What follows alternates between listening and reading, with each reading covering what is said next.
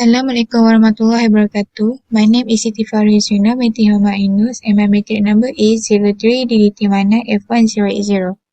Today I will present case study for subject Secure Mobile Computing. Article Review 1. The title is iPhone Security Analysis. Main issue of the article is release of Apple iPhone was one of the most heavily published product launch in mobile device history. While the iPhone wowed users with the exciting design and feature, it also enraged many by not allowing third-party application installation and working exclusively with AT&T wireless service for the first 2 years. Most limitations have been circumvented through the development of software attacks. The development of those attacks, as well as subsequent analysis, reveals several flaws in iPhone security. In this report, we investigate the iPhone security structure by examining several of the attacks developed for it. We also examine the security flaws that have been discovered and make recommendations to improve iPhone security. Next, Article Review 2. The title is iOS Security Platform. Main issue of the article is Apple iOS protects not only the device and its data at rest, but the entire ecosystem, including everything users do locally on networks and with the key internet services. iOS and iOS devices provide advanced security features, and yet they're also easy to use. Many of the features are enabled by default, so IT departments don't need to perform extensive configuration. Objective. The objective of article is that Apple organized in the following topic areas. First, system security. The integrated and secure software and hardware that are the platform for iPhone, iPad, and iPad Touch, encryption and data protection. The second objective, the architecture and design that protects our data if the device is lost or stolen, or if an authorized person attempts to use or modify it. Third, app security, the system that enables apps to run securely and without compromising platform integrity. Fourth, network security industry, standard networking protocol that provide secure authentication and encryption of data in transmission. 5.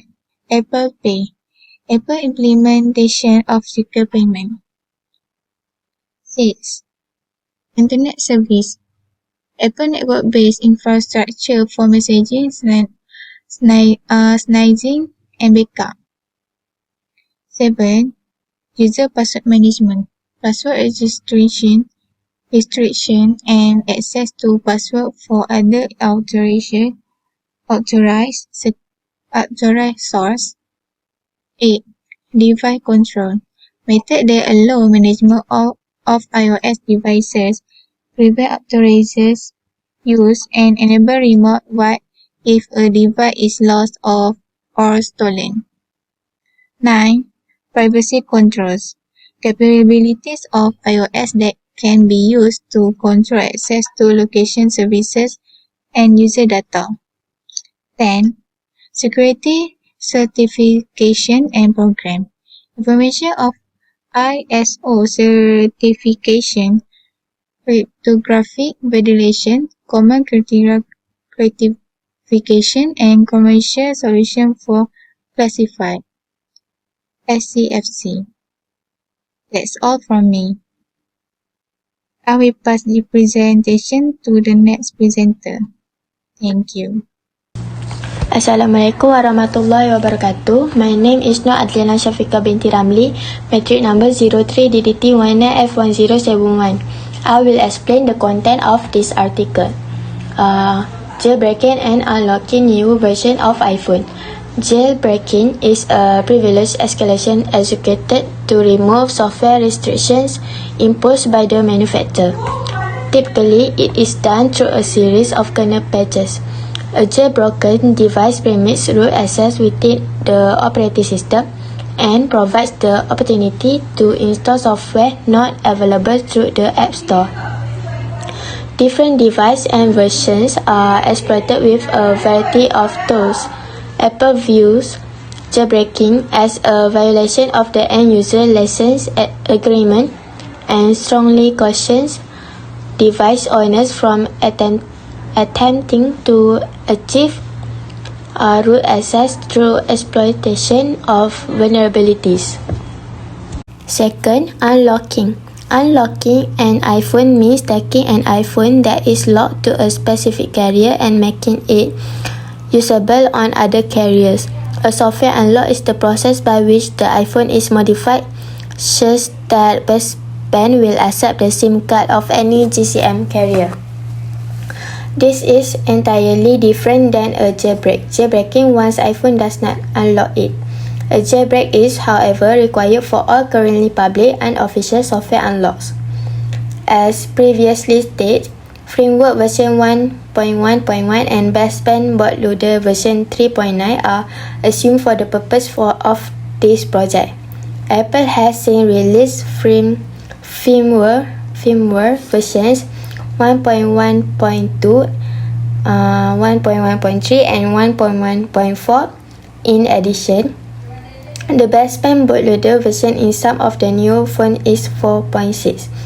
Then we have already figured out how to jailbreak and unlock an iPhone. First, we go over how to downgrade an iPhone that has a firmware version higher than 1.1.1. Several hacker websites, including iPhone Unlock Number, provide instructions as well as various firmware files from download. In our example, version 1.1.1 is downloaded. To downgrade, the iPhone must first be placed in recovery mode. When the power and home buttons are pressed and held simultaneously for several seconds while the phone is connected to the computer, the iPhone appears to turn off. The power button is then depressed while the home button is held down.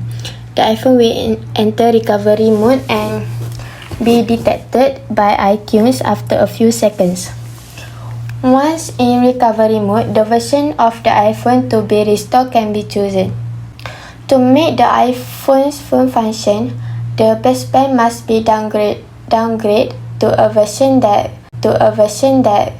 corresponds to firmware version 1.1.1. If the iPhone bootloader is version 4.6 or higher, unlocking is not possible because that version requires a special password to modify the baseband. Unlocking is impossible without modifying the baseband because the bootloader version 3.9 does not require any password. The baseband can be modified and unlocked. As a result, Geoshot created a gBootloader, a bootloader downgrader tool, and made it available to iPhone users. The tool downgrades the bootloader from version 4.6 to version 3.9, allowing a baseband patch to be applied and the iPhone to be unlocked. As hackers continue to learn more about bootloader version 4.6, they discovered that whenever a new version of the baseband is released, the password to modify the existing one is included. The bootloader will only allow the iPhone to perform a baseband update in this manner. When firmware 1.1.4 was released, for example, it included the password for versions 1.1.3. The baseband could be updated by someone with iPhone firmware version 1.1.3 and bootloader version 4.6. During the update process, version 1.1.4 will provide the password for version 1.1.3 to the bootloader, allowing the baseband to modify, or in this case, updated. Hackers were able to discover the password for the older version, which is release of a new version of the firmware. Using this information, unlocking was accomplished by keeping the bootloader version 4.6 but downgrading the baseband and then patching it. Okay, I am Ainul Alisna Bella binti Ahmad Shukri. My metric number is 03DDT1F1073. I will continue the presentation. I would like to present about malicious attacks. The attack we have looked at so far do not have the intent to be malicious, though relictive attack could be malicious depending on the type of code injected. The code injected for jailbreaking was non-malicious in both behavior and intention. However, malicious code could certainly be injected for malicious attack using the relictive vulnerability. Let's now look at a couple of malicious attacks developed by a group of researchers and independent security evaluators that exploit other vulnerabilities. These attacks provide us with additional insight into iPhone security. The first attack consists of a Safari exploit writer for the iPhone.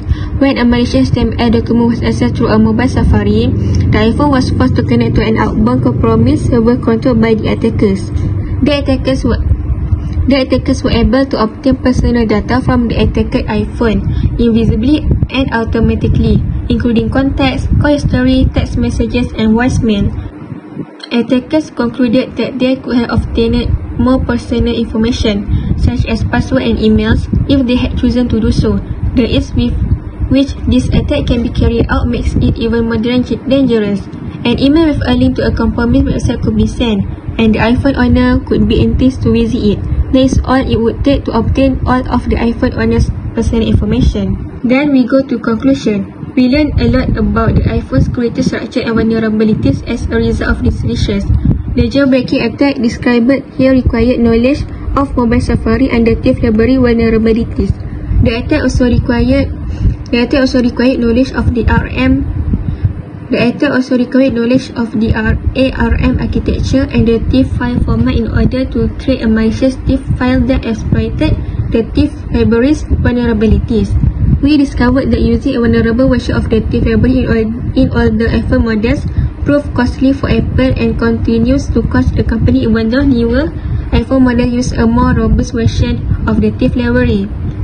Then we discovered that using a vulnerable version of the TIFF library in all the iPhone models proved costly for Apple and continue to cost the company even though newer iPhone models use a more robust version of the TIFF library. This is because hackers have discovered ways to downgrade the phone to use a vulnerable version of the firmware while still jailbreaking it. Apple is making an effort to make the iPhone more robust. Hackers, on the other hand, have discovered new ways to jailbreak the iPhone without compromising features introduced in newer version of the iPhone. The resulting sequence of security and attack improvement has turned Apple and the hackers into a cat and mouse game. Last, we have also learned that while malicious attacks for the iPhone can certainly be treated, the majority of actual attacks have not expressed particularly malicious intentions, but have instead been an expression of strong belief that people should be able to do whatever they want with their telephone product in terms of adding interesting gadgets or choosing a wireless service carrier. Other motivation for hacker attacks, as is likely in general, include ego inflation, recognition, and peer admiration. Okay, last, these are our references, and thank you for watching our presentation.